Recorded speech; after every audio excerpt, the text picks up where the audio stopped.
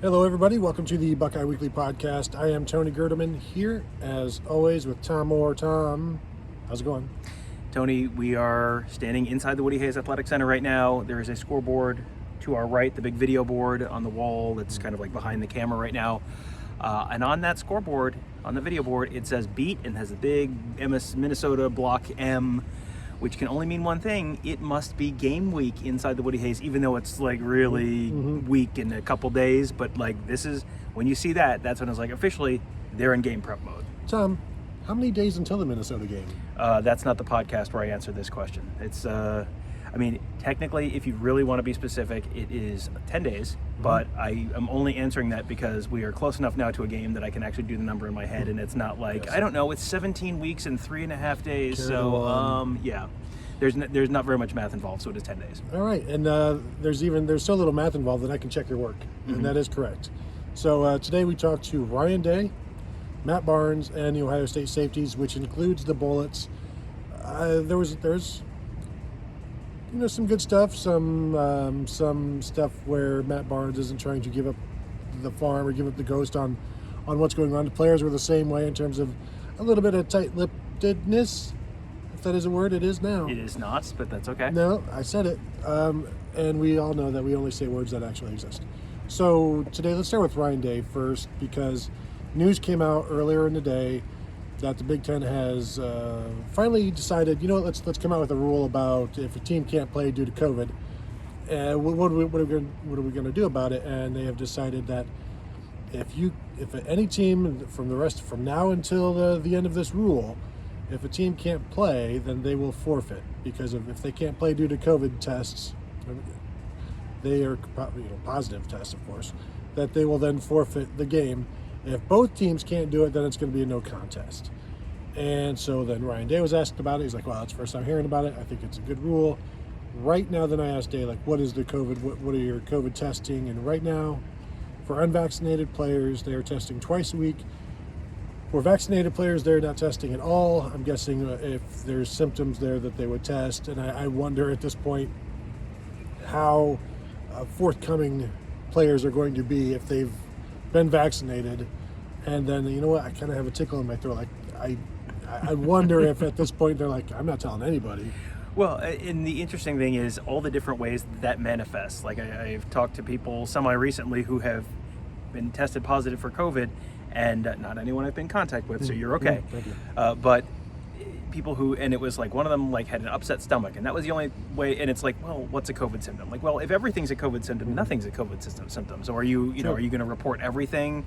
Because I think the culture around football is still like, don't necessarily go in and say every single time you've got a hangnail, go in and say, well, I've got a hangnail. Do I need a COVID test? Like, and he said that the number of people who are not vaccinated on the team is like around 10. It sounded like. So you're down to very few. I assume that's 10 out of 117. So you're around. I mean, that would line up with the 90-something percent that he had talked about earlier. So there's not that many guys who are, who are probably at, getting tested by themselves. So I think with all of this, we're all kind of relearning all of the fun stuff again, and kids going back to school and all that stuff, and everyone's got their own new protocols. I'm just so glad that, the Big Ten, just like everyone, everyone's kids, if you had your summer reading list, you wait until 2 days before school starts to go, oh, I need to do my summer reading. Like, congratulations to the Big Ten for turning in its paper, 5 days before it has a conference game. Excellent work, everyone. Good job.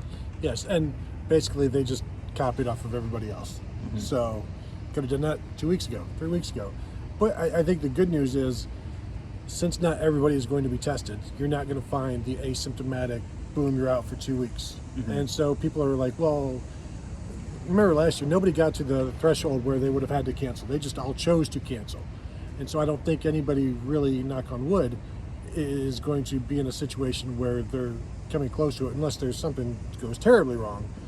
But if only 10% of your team is being tested, and at that point it's going to be hard to reach that those thresholds unless I guess all 10 are positive. Well, or Ryan Day went into the testing protocols, he didn't go into the specifics of, okay, if someone tests positive, then who else gets tested? Is it everyone else in that position group's tested? So, I mean, it's possible you could have issues like that. And I think if we learned any lesson last year, it is don't assume that you will be able to rationally discuss and understand the Big Ten's COVID testing protocols.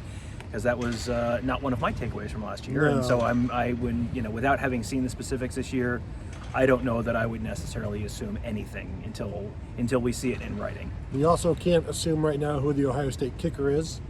It's still up in the air between Noah Ruggles and Jake Seibert. Those two, Ryan Day said they've been consistent, but he would like to see them be more consistent. Of course, which coach wouldn't like to see their kickers be more consistent? But it sure seemed like I'd like to see them more consistent. Like, they're not as consistent as we need them to be from his perspective. And again, he's not asking a lot. He's asking, kick the 35-yarder and make it 90% of the time, at least. Yeah, and the fact that the answers have been very consistent there. When he was asked about special teams, he just kind of said, "Yeah, Jesse Mirko's been great. He's very, he's doing what we need him to do. He's come in, been very mature. He's just, assimilated into both the Ohio State football culture and the American culture very smoothly, like no problems." It was just kind of like, all right, great, that is definitely solved. And it was like the kickers, it was just like, yeah. You can sometimes you can tell the way they answer a question. It's just like, this is not still a positional battle because both guys have been so incredible that neither one has missed a kick. So we got to wait till one guy misses a kick. That was not at all the vibe of that conversation. So not ideal, not great, but hey, just don't kick field goals. Just keep going for it, and everything will work out just fine, as I've been saying for years. Yeah, and kind of like what we talked about a little bit on Michigan Monday.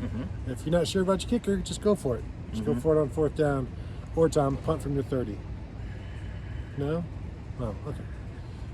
I'm close enough to throat punch you. We're not doing this. We're not doing this over Zoom anymore. You're not in a safe space, true, so true. you mind your P's and Q's, buddy. Right. Offensive line. Ryan Day was asked if that is set now with DeJuan Jones at right tackle and Thayer Munford at left guard.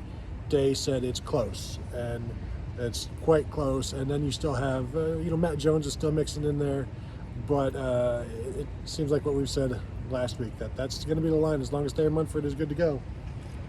Yeah, as long as Thayer Munford is good to go. Hey, by golly, that's Kirk Barton. What's up, guys? He's from BuckeyeScoop.com. Hi, Kirk Barton. We all are. Everybody here is from BuckeyeScoop.com. We are. Now. So since Kirk Barton's here, Kirk Barton, once I say this out loud, he's contractually obligated to do this, and it will solve my problem for tomorrow morning. So Kirk Barton will be my guest on Tuesday morning's Morning Scoops. You have that to look forward to. But Kirk, as one of the former players, you got a chance to watch a little bit of practice today.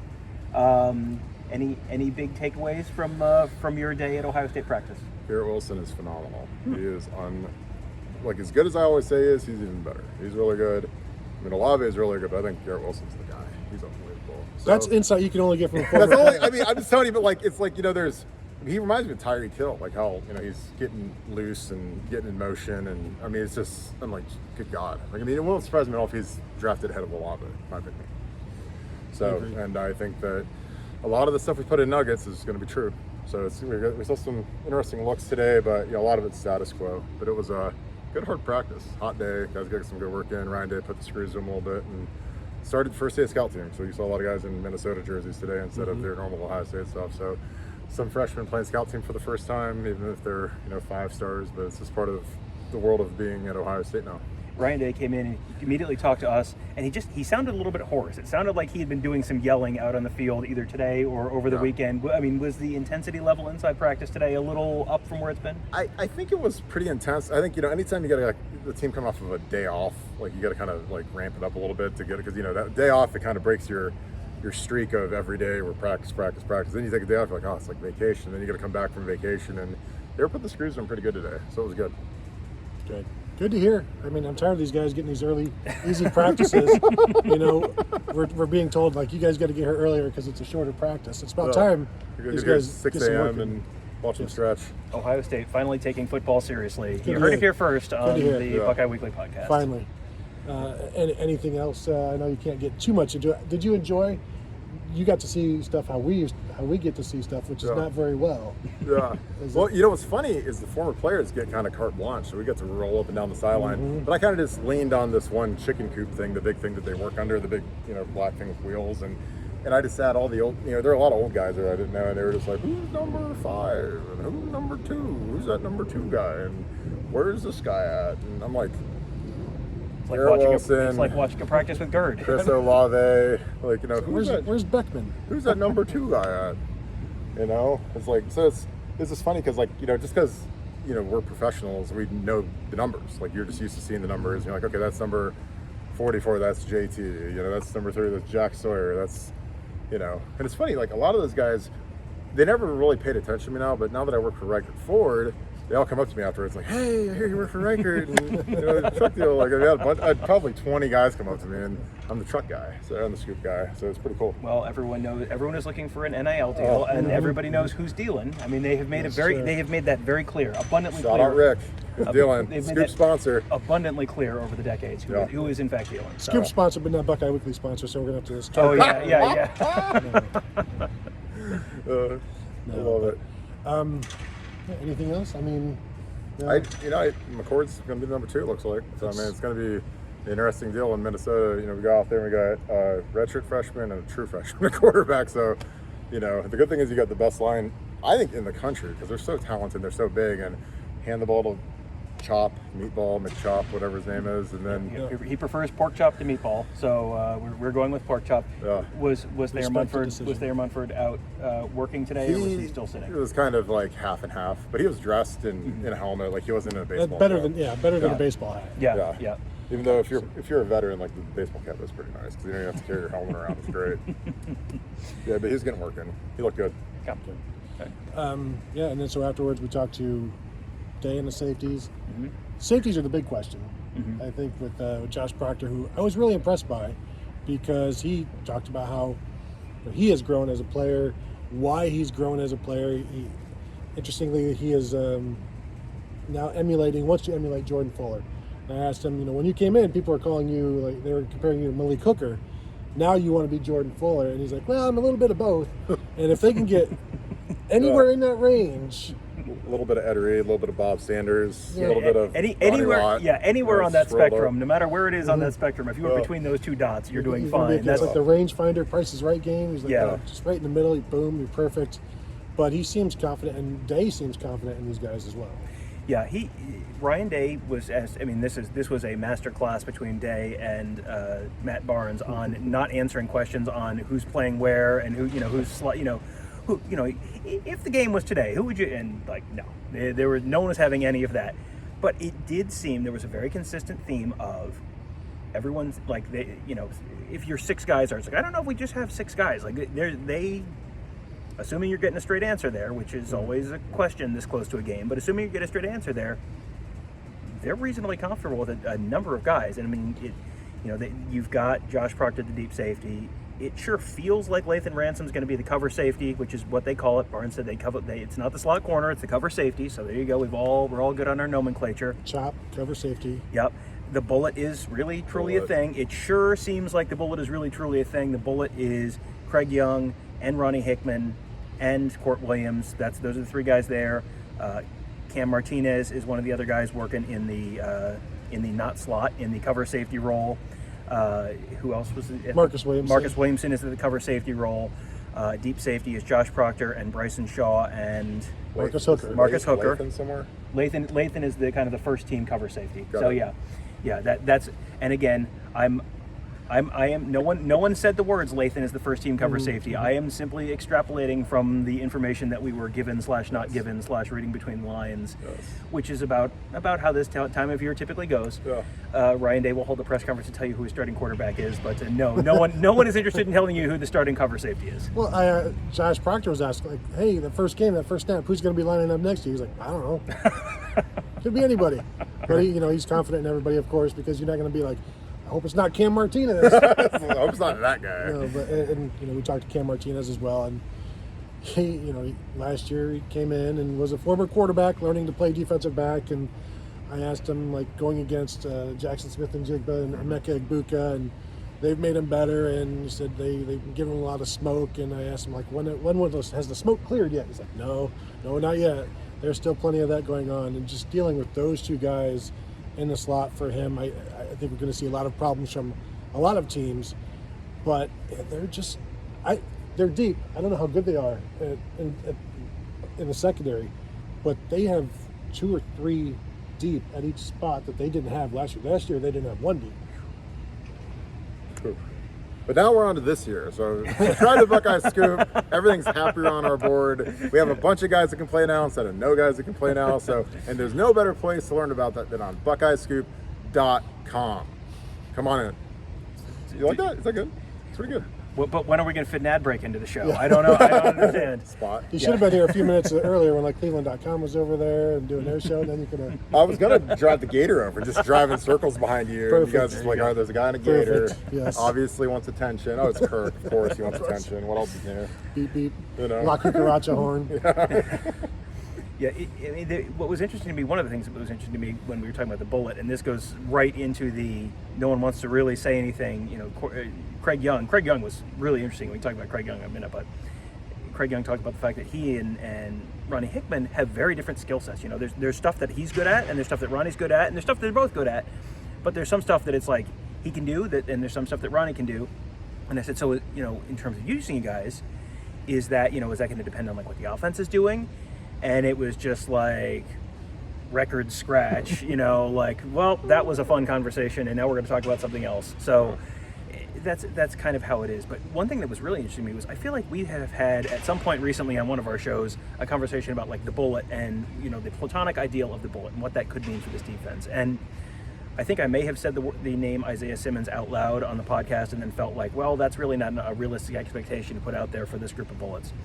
And then Craig Young was asked about like who you think your game could be modeled like, and he said, Cam Chancellor and Isaiah Simmons, and I was like, oh, good. Well, I'm off the hook now. I have said something that's I just anticipated what he was going to say. I was not being reckless and irresponsible, so that was good. So good job by me. But what is a player like that? Like if you can have a player like that with that.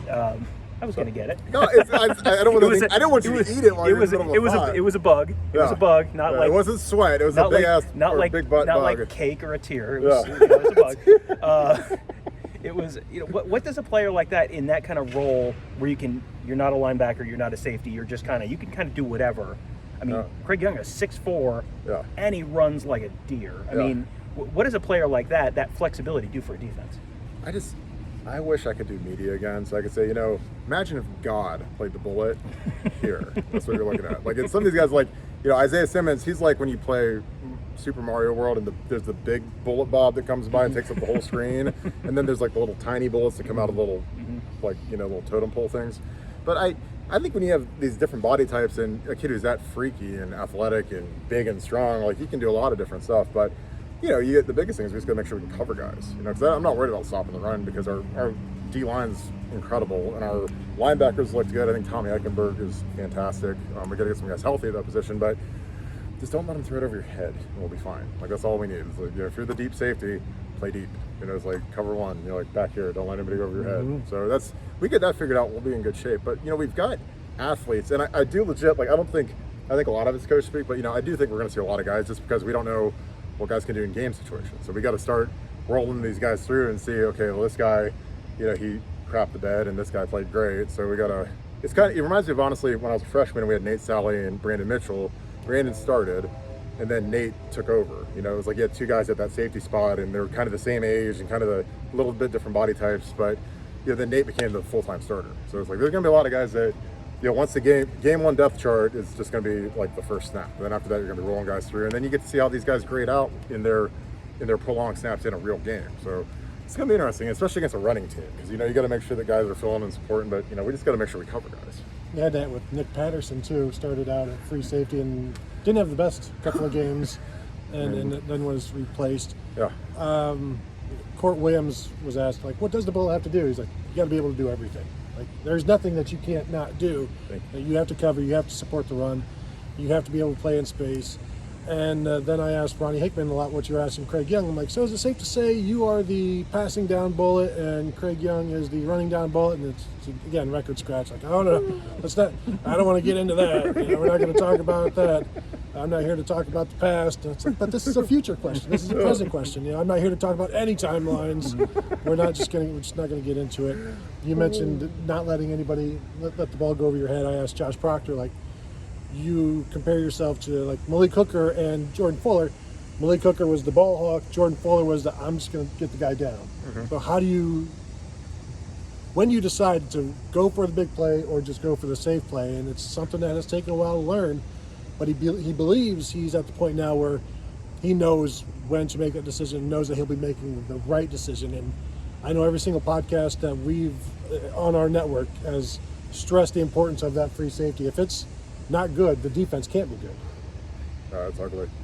Yeah, I mean, you got to have a guy that just knows what he's doing. And again, the conservative play, I'll take that. But if you're sure and you can shoot your gun and go get that pick, it's huge. But you just can't miss it. Because that was the problem that happened last year. Is why we had the worst statistic defense in Ohio State history. Is we gave up too many big plays over the top. And I worry about Sevyn Banks because he's been out of a lot of camp. He's been hurt. And we got a bunch of new corners. So it's like you're gonna have to help these guys out and play deep and not. They're going to get beat. Now, they might not get beat by Minnesota because Minnesota might have the worst receivers in the Big Ten. They lost the first-round pick, so they don't really know. They shouldn't really threaten us. Now I say that, and we'll give up 400 yards receive. If we do that, it'll be a bad day. But like Indiana in 2017, 2018? Yeah. Indiana basically every year. Like 2013, Fair Tevin point. Coleman ran for 250 yards against us. Xander Diamont is not coming through that door. And one thing that's worth mentioning, Minnesota's projected leading receiver for this year hurt his, I believe, knee in practice like a week and a half ago, and was kind of week to week, which there are not that many weeks between now and the start of the season, so you may not just only be missing Rashad Bateman, you may also be missing your leading receiver coming back, which that may mitigate that concern a little bit with Minnesota, but then Oregon comes to town, then that does not solve the problem for the full season. And for the people who are commenting about Josh Proctor or thinking about Josh Proctor in his hands, he has been hitting the jugs machine every day, works on it after practice and work on it for a little bit, doesn't want his body to get too tired before he quits, so he has been working on that, believes he is taking care of that. He just said he gets excited when he sees the ball coming at him, which, it's... Don't we all? But I mean, as long as he's hitting the jugs machine and the jugs machine isn't hitting him, we are in good shape, I promise. Yeah, you go back and you think about the way Ohio State's wide receivers, if you use that jugs machine. I mean, it was like Austin Mack and Ben Victor. Those guys were trying to catch KJ Hill, trying to catch 10,000 balls out of that machine over the course of the offseason. I mean, that's just at that point it's just like building muscle memory. I mean, I know Jeremy Ruckert talked about trying to one-handed catch out of the jugs machine. I remember him doing that as a freshman. Just that's the only thing. That's the only thing you can do. You can just keep getting balls fired at your hands until you can handle them. Today was the first time I got to talk to Court Williams since he was an early enrollee freshman in 2020, last January. And that dude is impressive. He's very mature. He just kept talking about how seriously he takes all of this. He's like, well, if you're going to do something with it, you should be serious with it. And he's been that way since high school. And he's probably the number 3 bullet this year, but I still expect to see him on the field somewhere. He said he doesn't care if it's special teams or whatever. He's the kind of guy that will, whatever you ask him to do, he can do it. And it's hard to keep those guys off the field. They find a way to play. Well, the thing I always read between the lines of when the coaches like Kerry Combs were waxing poetic about how he is the hardest worker he's ever seen in the history of Ohio State, and I was like, I love Kerry to death, but no one's ever going to top Johnny Simon in my regards. I've seen that kid go to the gym at 5 before Mass on a Sunday because I used to have to let him into the gym. So no one will top Johnny, but to be in that rare air where coaches say, all these coaches say he's the hardest working guy we've ever had, hardest working guy. When you keep hearing that, they're going to find a spot for him. I'm sorry. He's going to be out there on the field somewhere because, if you're giving a guy, a guy could work hard and not get anything done. He could just be like a donkey and pull a plow and doesn't really get anything done. But it's like this guy, if they're going to say all this stuff, it's because he's going to play. So, you got to read between the lines because they wouldn't be that effusive with the praise if they didn't have plans for him. And it's been that way since day one. Right. He's someone who, when he was still in high school, we were hearing about future captain at Ohio State. And you hear that about guys, but you don't hear it about that many guys. And it almost always turns into, hey, 3 years later, ta-da, guess who's a captain? The guy you've been hearing that about. He's someone who, you hear coaches talk. At some point, coaches will be talking, and it's like, who have I not talked about? Okay, I need to mention this guy too, because they're kind of talking to the players as they're talking to us in some cases. But when you start hearing the same name over and over and over and over and over in a positive way from coaches, from other players, from trainers, I mean, last year I remember I think I had a tweet where I was quoting someone talking about how Court Williams is the hardest worker on the team, and Adam Stewart, who's one of the trainers, quote tweeted it and said, like, absolutely, like, totally agree. He'd just been working with Court Williams on rehabbing his knee. I mean, like, everyone in the building is telling you the same thing. It's like, okay, I don't think this is a massive conspiracy. I think Court Williams may, in fact, be a very hard worker who a lot of people admire in the building. Yeah, he said he's an early riser, and everybody says he's one of the last guys here. I asked him, how much film work do you do at home? And he's like, well, I've got it on my phone, so if I'm not doing anything, and then I'm just either watching TV or studying, or I'm going to be looking at film. It's like, I mean, that's a coach's dream. Like, really, you're just going to stay home and watch film, as opposed to, I don't know, what some people may have done in their playing days. Smoke cigars. Cigars, Civilization, Rainbow Six, NHL 06, which I was the champion of with the Mighty Ducks. That Jiggy, Sebastian Jaguar, Solani, Getzlaff. I was the champion. Like, literally, we had it in camp. We set up I got this cheap projector at Radio Shack, put the sheet up on the wall, and we played every night, and nobody ever beat me. Mitchum never beat me with Luongo. It was a 95 overall. But that's Skinner because, in fairness, you predated Duron Carter. What did he do? He was the video game champion of the world. I mean, he brought his PS, I don't know, 2, 1, Yeah. 3? camp. He's not, that was 09. Right, and that was his freshman year. Well, we all did. We all brought those to camp, man. It's like, dude, it's camp. Like, you get home at night, they don't have like a VCR or a fridge. I mean, you gotta do something. Yeah, that's true. I mean, That's true. back when I played, we didn't have anything. It was like we sat there and chilled. And I got on my laptop. Looking at your film Played on no, I didn't watch your any film. Apple IIgs. I was playing Warcraft 3, Frozen Throne. Another guy who's been getting a lot of mention is Denzel Burke. Josh Proctor said, I think it was Josh Proctor, said something to the effect of, he just has it. Like, whatever it is, he's got it. Ronnie Hickman was another guy who was talking about Denzel Burke, and like, that's another guy he's gonna play. And there's a lot of corners, maybe 5 or 6, who are going to play at some point this year. But you can't play that many. But you just wonder, like, well, who's going to get left out of these guys? Well, and you may have some guys who are the 4th and 5th guys there maybe get left out. But I mean, Kirk mentioned earlier, Seven Banks has not been entirely healthy for all of fall camp. Cam Brown, we have seen Cam Brown sit some practices we've been at, and whether that's load management or injury, there's not a guarantee that the guys who we're all projecting as the top 2 corners are necessarily going to be the top 2 corners every single snap of the year. And you do have injuries during the course of the year. Cam Brown blew out his Achilles game too, and all of a sudden, ta-da! Now the number 2 corner is not there anymore. So now the number 3 corner has to be the number 2 corner. And these are good problems to have. These are problems that sort themselves out. But he's another one of those names that you just hear the name so consistently from so many different people. It's like, okay, and we're seeing it when we're watching practice too, because there's guys you see snippets of, and it's like, oh, that was a really good play, and you don't necessarily hear that name in interviews.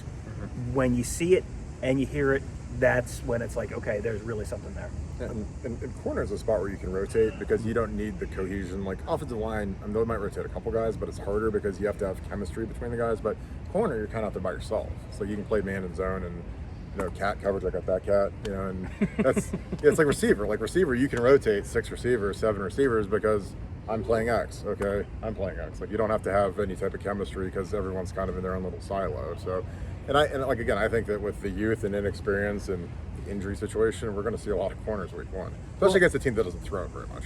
And Kerry Combs' dream is to have a rotation of 4. Yeah. He's accomplished 3 in the past. He wanted to do 4, I believe, in 2016, but Damon Arnett wasn't quite ready as a redshirt freshman because he wasn't as good as Denzel Ward and Gary Conley and those guys, and Marshawn Lattimore. So you can understand that. But like, if there's 4 that are all about the same, then I guess there's no reason not to play them. And that's what all of these guys have always said. All of these coaches, like, if you're good enough to play, if we don't play you, like, you're going to leave now. Especially now, you're going to leave. So if there's no drop off, they're going to play. And it feels like there's a lot of positions here where there may not be that much drop off.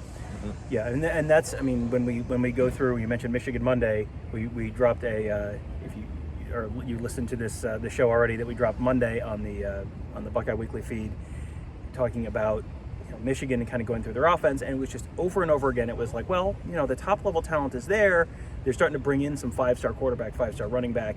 You're getting guys, and then it's like, well, but once you get through those top guys, if anyone gets hurt, all of a sudden there's a huge drop off. Ohio State, that's one of the biggest differences between Ohio State and Michigan right now. Is it's not that Michigan doesn't have, you go through the ones and it's like a complete difference. It's the twos, because you get to your twos. You do no one. I cannot think of one college football team ever that has had the same starting 22 every single game, and everyone's been healthy, and no one gets dinged, and no one gets a concussion, and no one gets nailed for targeting. And it's like that's the difference. And in the second half of games, if you have another corner, you can rotate in. If you have another wide receiver, you can rotate in. If you have another defensive tackle, you can rotate in. That's where the second half, that's where you take over. That was the old Miami Hurricanes, like fourth quarter. We owned the fourth quarter. It was like, well, they had more athletes and better athletes, and they knew when you were getting tired, they had more guys to throw on the field. And Michigan's team is tired by the time they get to November because they don't have that depth that Ohio State just does this year. And you can see just in the way the coaches are talking, like they are happy about the defense. And maybe it's just relatively happy compared to how unhappy they were last year about their options. But, I mean, Day said he feels good about the secondary. And I think if the secondary is fine, defensive line is fine, they're going to be good enough at linebacker. Yeah, I agree. And you know, with the volume positions where there's a lot of running like receiver and corner, I think it helps to have a rotation because then you're only one play away from a guy pulling a hamstring. Like you don't really get that with an O-line or a D-lineman because you're running short distances and it's not as aggressive as you have to turn and sprint and chase a post down. So I think that the volume thing is huge. But I think our linebackers are going to be good. Like I think Tommy Eichenberg is going to be really good. I think Taraj is going to end the captain, so hopefully that'll spike his production. I think Cody Simon's fantastic. I think he's got to get healed up, but I think he's AJ Hawk part 2, and that's insane for me to say that because I love AJ Hawk. But the mannerisms, the explosion are very, very evident with that kid, and we're going to need him for the game. So hopefully they can just get into the game right now because some of these guys they got to get cleaned up and healed up and ready to rock for week 1. And Ryan Day was asked about which linebackers are you like really sure like you need. Again, Ryan Day doesn't want to tell you any answers about anything, but which linebackers are you like really sure will be like on the field and playing meaningful minutes against Minnesota? And he said Taraja Mitchell. Taraja Mitchell, he's a captain. Like he is absolutely going to be one of those guys. Didn't want to go into any other. I suspect all of the names you just said will all be people who contribute in some meaningful way against Minnesota. But Taraja Mitchell was the first name he said, which he's someone who has never started before. And he's a captain, and he's the first name off Ryan Day's lips when he's talking about who's gonna be playing against Minnesota. So we've seen it. We've been waiting for it for a number of years. He's one of those fan favorites where it's like his freshman year he blew the guy up on kick return, and you go back and look at his stats for the year. It's like 0 tackles. But everyone remembers Taraja Mitchell because he blew up that guy in kick return. Everyone's just kind of been waiting for it, and now it's finally happening, which is like good for him, man. Yeah, good for him, good for all of them. Anything else, you guys, before we wrap this up and get out of here? It's pretty hot in here. That's why I have sleeves on, so I can go like this, so people don't even notice it. But no, it was a good work day. I'm excited. We're getting close, less than 2 weeks, so it's go time. It'll be here almost immediately. Tom, good? Yeah, good. I will let people know we have been talking about the documentary, Fight for Football, Saving the 2020 Season. We have the world premiere coming up 1 week from today in Monday, August 30th at the Lenox Theater, 7 o'clock. We have tickets. We went through, we had our initial, one size theater we could get. And we go, okay, well, we'll see if we can fill that theater. Okay, we've sold all those tickets to Buckeye Scoop members. We filled that size theater. Now we're moving up to the next size theater. So and now we have opened up sales to non-Buckeye Scoop members, so you can find those. If you follow the Buckeye Scoop Twitter account, we have all retweeted it at some point in the last few hours, but check that out. We'll have a screening of the documentary, live Q&A with pretty much the entire Buckeye Scoop staff. Like, we're flying people in from out of state. Like, it's going to be an awesome event. Nevada Buck is coming out from under the bridge. Yeah, Nevada Buck coming. Patrol. I'm flying in from the north side. Yes, I'm driving in from the western suburbs of Pittsburgh where I live. And Bill Bank Green's coming down. Yep. Dominique Smith's going to be there. It's going to be an awesome night. So sign up and get your tickets Tom's today. going to be there. That's allegedly. Right. So I have been told. Awesome. Thank you, David Penterick, for flying him in and paying for his hotel. Shout out David Penterick. Definitely. So shout out to everybody. Thank you guys for listening. Thank you for watching. A reminder to check out BuckeyeScoop.com. If you're not yet a member, you're kind of seeing why you should become a member. There's all kinds of stuff going on the Ask the Insiders board as well. Also, youtube.com/BuckeyeScoop for all kinds of videos just like this one and many more. So thank you guys, and we will talk to you later.